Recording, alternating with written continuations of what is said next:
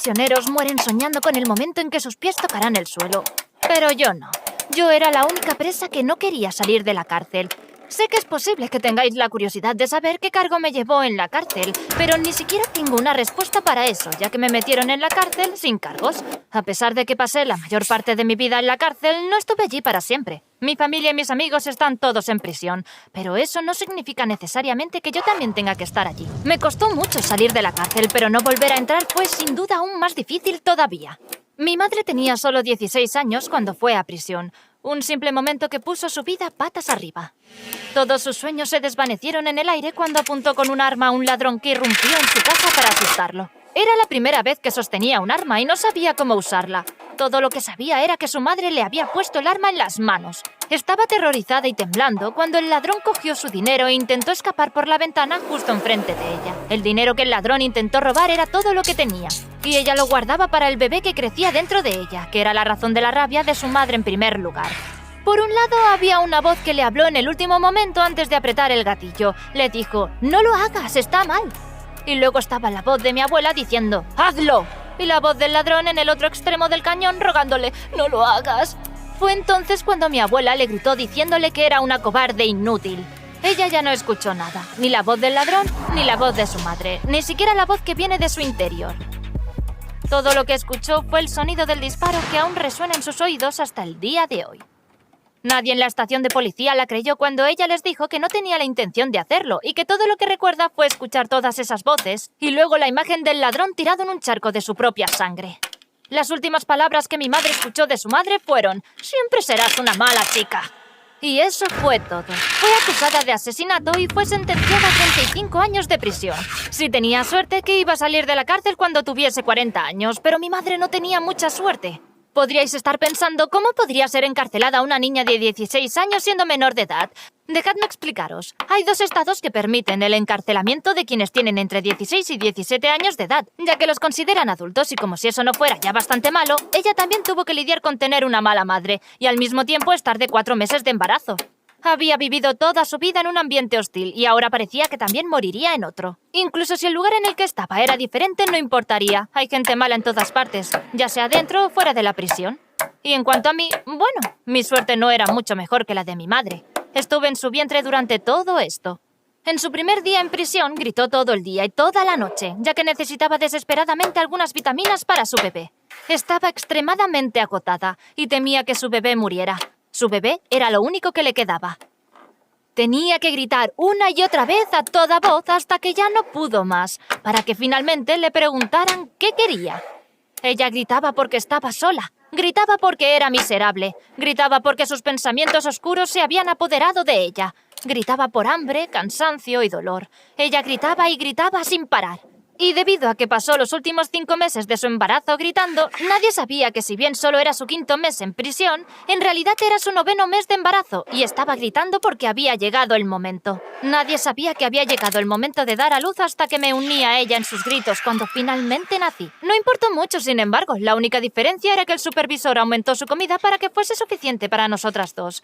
Y que las otras prisioneras cuidaban de mamá un poco más después de que ella hubiera dado a luz. Aunque yo no tengo ningún recuerdo de esos días difíciles, honestamente puedo decir que los cuidados de mi madre fue la única cosa que me mantuvo viva en ausencia de la atención médica adecuada de que una recién nacido como yo necesitaba.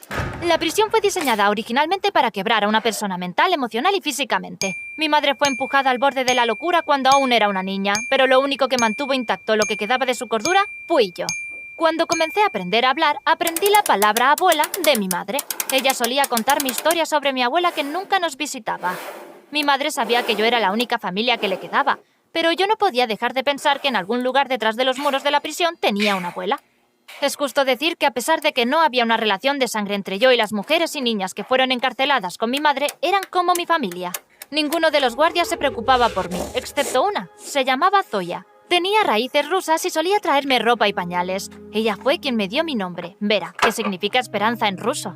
Incluso me enseñó a leer y escribir cuando cumplí 6 años, queriendo prepararme para el día en que saldría de la prisión para ver un mundo del que no tenía idea. Un día después de que ella pasara casi el día entero tratando de convencerme para sentarme y aprender, le pregunté «¿Por qué debería aprender a leer y escribir si no hay nada que leer o escribir por aquí?». Ella respondió, ¿quién dijo que no hay nada que leer? Hay millones de libros que están llenos de historias e información sobre todo en el mundo. Entonces tuve curiosidad, así que pregunté, ¿y cómo puedo conseguir esos libros? Ella dijo, mañana te traeré algunos cómics. Al día siguiente esperé junto a la puerta de la celda agarrando los barrotes esperando a que llegara Zoya, pero ella nunca vino. Me senté día tras día en el mismo lugar esperando a que ella apareciera, pero nunca lo hizo. Finalmente le pregunté a uno de los guardias que había ocupado su lugar y ella me dijo que Zoya no iba a volver. Con el tiempo, la esperanza de que tenía por conseguir los libros empezó a desaparecer, pero estaba lejos de ser lo peor que me iba a pasar. Mi madre comenzó a tratarme de manera diferente. Estaba de mal humor todo el tiempo y podía escucharla llorar toda la noche. Ya no le gustaba hablar conmigo, sentarse a mi lado mientras comíamos. ¿Podéis imaginar lo que es ser evitada por la única persona que tienes en todo el mundo? Soporté semanas y meses de abandono. Ya no sabía qué hacer. Un día no pude aguantar más. Estaba muy enfadada por la forma en que mi relación con mi madre había cambiado. Una mujer que era unos años más joven que mi madre se me acercó y me pidió que me alejara de la esquina en la que estaba sentada porque quería sentarse ella. Me negué. Entonces ella me empujó. Me caí al suelo y me corté la mano. He aprendido en la cárcel que todo el mundo quiere ser el tipo duro para no ser víctimas de otro que sea más fuerte. Todo el mundo se pavonea para mostrar lo duros que son, pero yo no tenía necesidad de demostrar lo dura que era cualquiera. Todos me trataban como una niña, pero de repente todos habían dejado de hacerlo. Yo no entendí el porqué. No podía quedarme sentada y no hacer nada sobre lo que la mujer me había hecho, así que me puse de pie, me sacudí el polvo y la empujé hacia atrás. Pero ella era muy grande. El resto de las presas nos rodearon y comenzaron a cantar «pelea, pelea, pelea». Pero la pelea terminó antes de que comenzara. Algunos guardias de la prisión se nos acercaron para terminar la pelea. Uno de ellos me agarró de la mano y me llevó a la oficina del director de la prisión. Mientras estábamos en camino y sin previo aviso, ella me dio un puñetazo en el pecho. Ella me trató exactamente como una de las presas.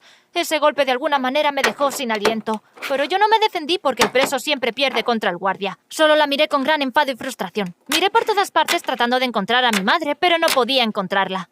De repente, mi ira se convirtió en sollozos desgarradores. Ese guardia vio la ira y la miseria ardiendo en mis ojos, así que me miró y dijo, «Tus ojos te meterán en muchos problemas, tienes que entender que no hay lugar para ti aquí. Pero si alguna vez quieres tener la oportunidad de sobrevivir fuera de estos muros, primero debes sobrevivir adentro.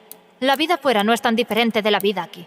Ella extendió la mano para estrechar la mía, que dentro del mundo de la prisión quería decir que me respetaba. Entré en la oficina del director de la prisión. Vi un montón de papeles frente a él, fotos de mí y mi madre estaban encima de él. No estaba sentada frente a él a causa de la pelea. En realidad él estaba a punto de darme la noticia que cambiaría toda mi vida para peor.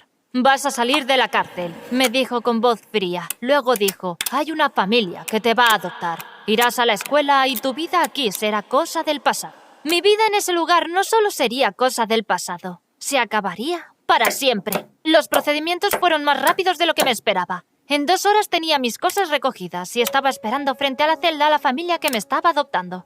Me quedé sentada esperando a lo desconocido. ¿Quién era esta familia y a dónde me llevaban? Y en cuanto a mi madre, ella ni siquiera se presentó para decir adiós. ¿Por qué? Llegaron un hombre alto con traje y una mujer baja y gorda que llevaba un vestido colorido. Su apariencia era extraña para mí. ¿Por qué la señora lleva guantes?, me pregunté. El tiempo no era frío. Vamos a decir que nuestra primera reunión fue bien, pero no precisamente reconfortante. Yo no quería ir con ellos, pero no tenía otra opción. En primer lugar, había sido abandonada por Zoya y a continuación por mi propia madre. Se supone que las prisiones rehabilitan a los prisioneros para ayudarlos a renunciar a las emociones de ira y ayudarlos a comenzar de nuevo con una nueva vida. Sin embargo, la prisión solo me enseñó cómo permanecer en un rincón lleno de ira, desesperación y frustración. Como una niña de 7 años de edad que nunca había tenido la oportunidad de explorar otras partes de mi personalidad, fue difícil al principio estar bien con el señor y la señora Thompson que me habían adoptado. Estaban sospechosamente tranquilos. Sentía que estaban tramando algo. Pero para mi sorpresa resultó que estar tranquilo era el estado normal de un ser humano y no al revés, y que era yo quien estaba constantemente en un estado anormal. Después de un tiempo comenzaron a gustarme, pero absolutamente nada iba a reemplazar el amor que sentía en mi corazón por mi madre. Intentamos una y otra vez visitar a mi madre en la cárcel, pero ella se negó a vernos cada vez que la visitamos. Volvía de esos intentos de visita cada vez con 1000 preguntas en mi mente. La única respuesta que la señora Thompson tenía para mí era: «Cuando crezcas, lo entenderás». Pronto comencé la escuela, y ¿adivina qué? Había muchos libros. Compré algunos de ellos para mi clase, y había muchos en la biblioteca. Pero a pesar de lo feliz que estaba de todos estos libros que podía leer, me sentía triste por Zoya y mi madre. Logré hacer amigos con algunos niños de mi edad y era muy diligente en la escuela. A todos les caía bien y comencé a disfrutar la vida fuera de los muros de la prisión. Comencé a pasar la mayor parte de mi tiempo en la biblioteca, pero siempre deseé que mi madre también pudiera estar allí.